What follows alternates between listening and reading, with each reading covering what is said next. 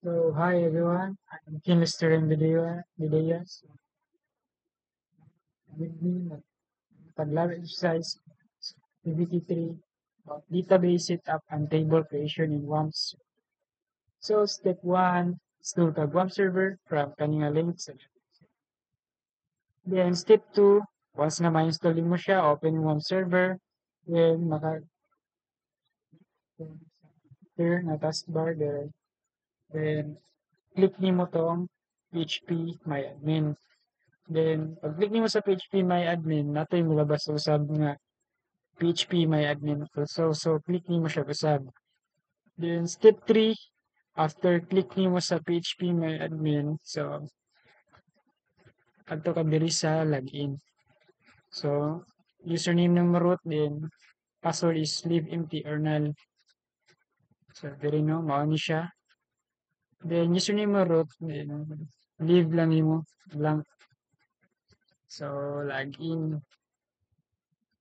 So, wait lang tanong kay. So, vicious so, mao na ni. Nana ko nahimugay na si episode ko ano. Delete natin isa. So, mao na yung nahimugay na no. Sabi ko delete yung ko. Remove siya natin ni. So, mao na yung database nga na ibigay natin table nga nahimo. Then, maghimo lang sa example no para mag-aidan mo. Click new. Click na ito ba?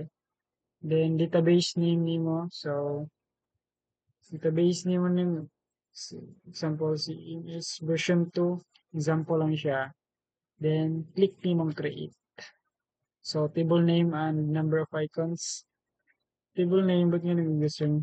Then kung pila ka number of columns, example mo 6 ta. Naka. Then dire name magbutang kag sa itong example sir dire no.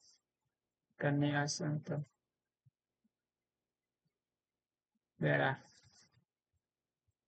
Sa name butang yang kag user ID. Morning. Yun, morning him ginagawa na. User ID, name, username, password, type. So, sa full name, butang ng type nga varchar. Ay, sa full name day. Then, ang length niya is 500. Sa username is, lisdan na niyo siya blob. Also, sa password. Sa itong blob ha. Lisdan mo siya blob. And sa type, put nga naman sa varchar. Then, ang length sa type is 45. Sobrang isa. Balutan natin isa.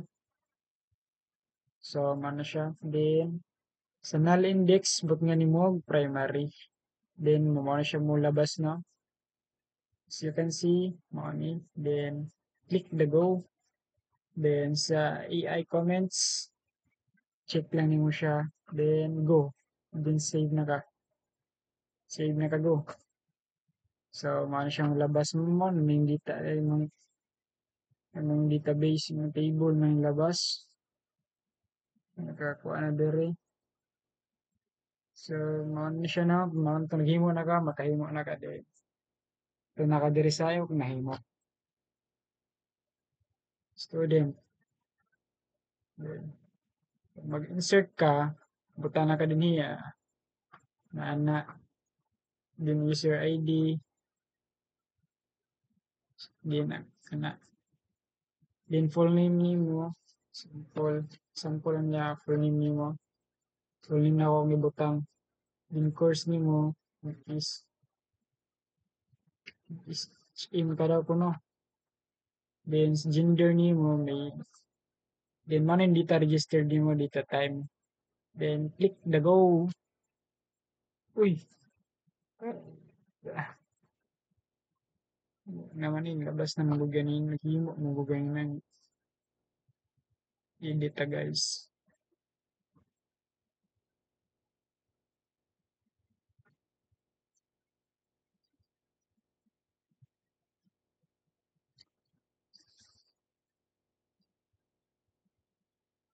then click the go. So mao na siya nahimo nimo no, then ano nimong information na imo, sa ba student ID, then pag-click nimo usab sa student English yun dera. So ang record diri na-record yung mga tanan, like hinimo na ako recently kayong tulo, na-record na siya diri. Once nga makahimo na kag kuan, diri na siya ma-record. So pag maghimo kag usab, imo ko tong tanang video, then himo kag usab nato. So mao ra to and thank you.